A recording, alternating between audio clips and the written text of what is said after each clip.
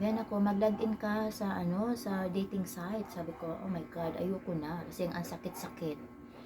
Ang sakit talaga kapag, of course, na broken hearted ka. And hindi lang broken hearted. As in, ang sakit dahil nabalo ako.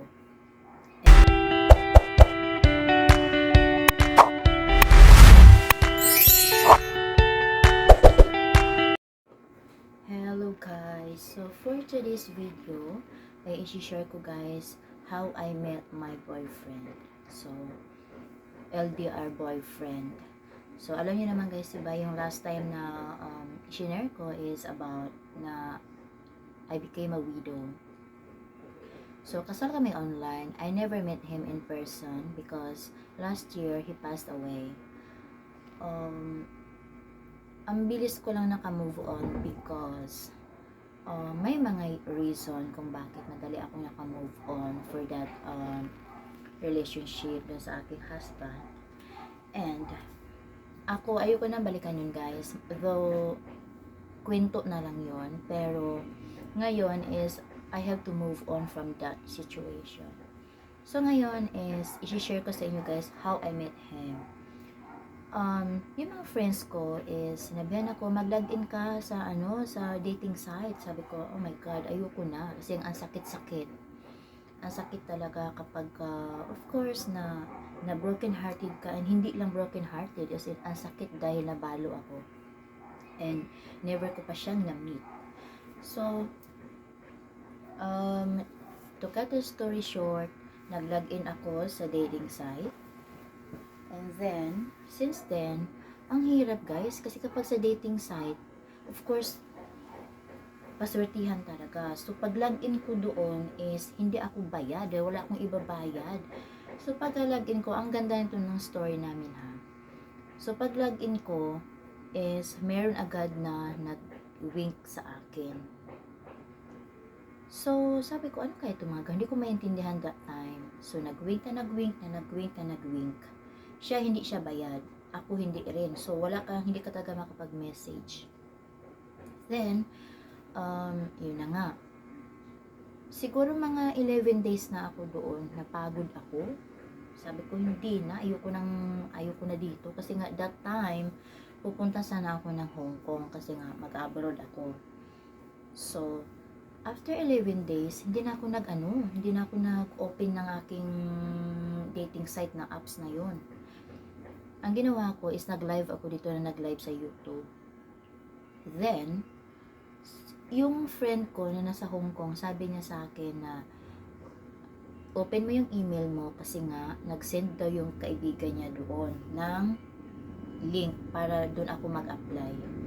Pag open ko guys ng email ko, nag-message na sa akin to siya. Then, sabi ko, So, inopen ko yung Christian Filipina apps ko and nag-message na nga siya doon. Of course, that time naman, sabi ko, parang nakapagod naman. Finally, na nag-message na. So, binigay ko yung WhatsApp number ko. Ang problema, guys, pag type ko ng WhatsApp number ko, hindi nila ako i-allow kasi ibablock nila yung account ko doon. Ang ginawa ko, guys, in-spelling ko yung mga number ko sa WhatsApp. Better naman na nag-gets niya. So, that was October 10. So, morning yon dito sa akin. And then, minessage ko siya, binigay ko na yung WhatsApp number ko, diba, doon sa dating apps na yon.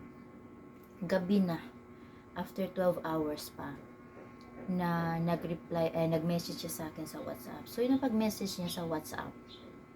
Yun na yung start na nag-usap na kami, ganun, hanggang ngayon.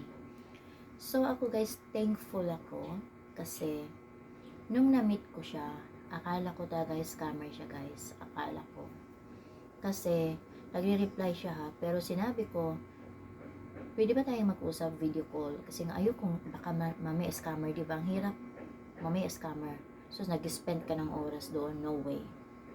Sabi niya sa akin, after 30 minutes daw, kasi what you call this, nasa trabaho pa daw siya. Wala, ano kaya to?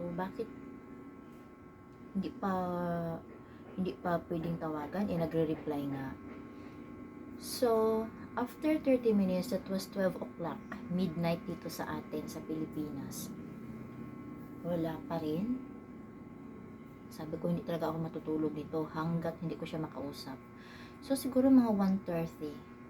1:30 ng umaga, madaling araw na dito sa atin sa Pilipinas, is nag-message. Sabi niya, I'm home. Sabi niya ganun ha. Sabi ko naman, can I call? Sabi niya, sure. Oh my God, nung pag-call niya, anong pagtawag ko sa kanya, hindi pinakita yung mukha.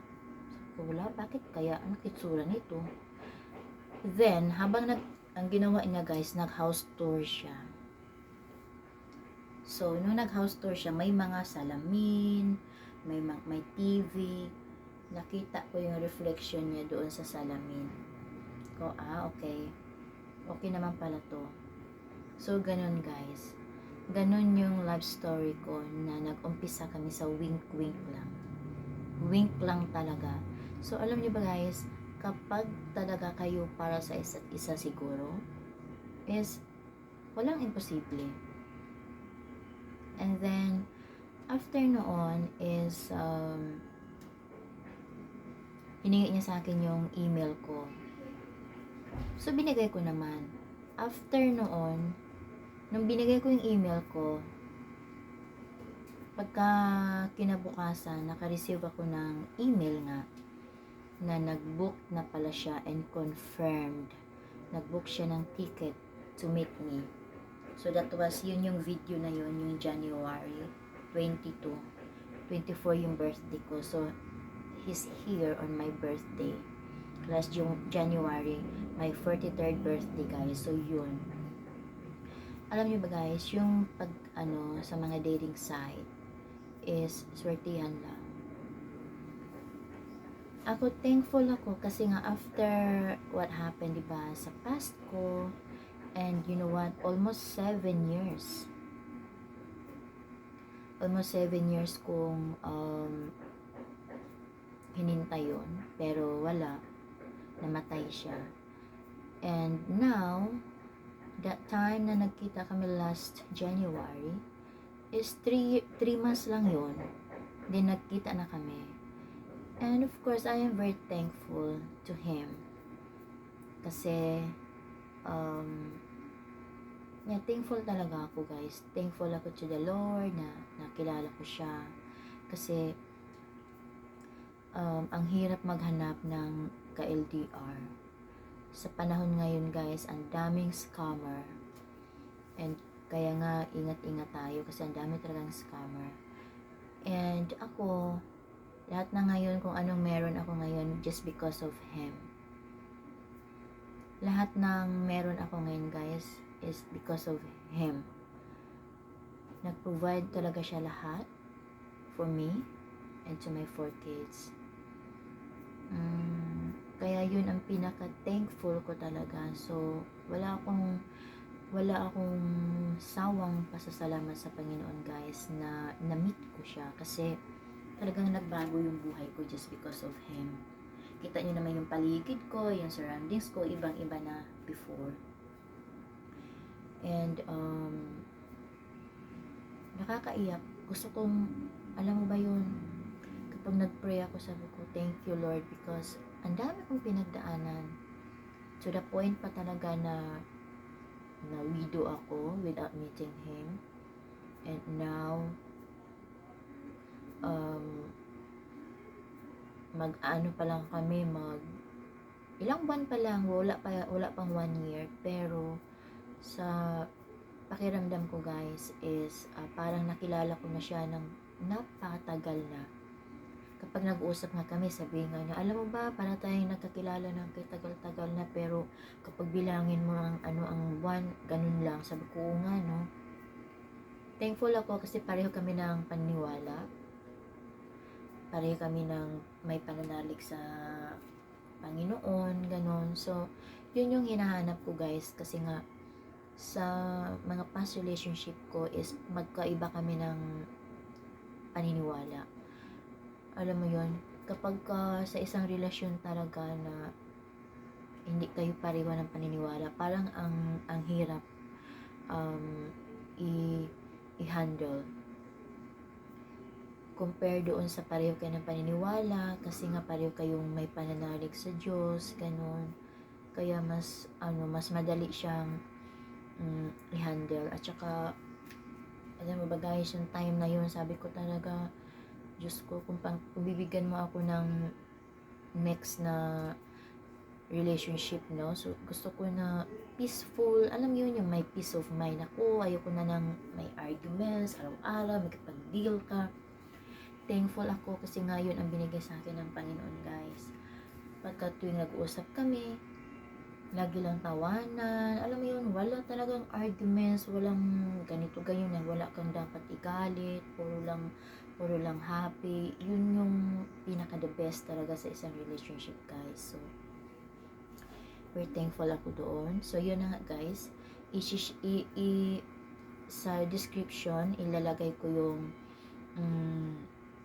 what you call this, yung link or pangalan noong dating site kung saan kami nakakilala. And then guys, kung may mga nakapanood nito, try nyo mag-log in sa Christian Filipina, guys.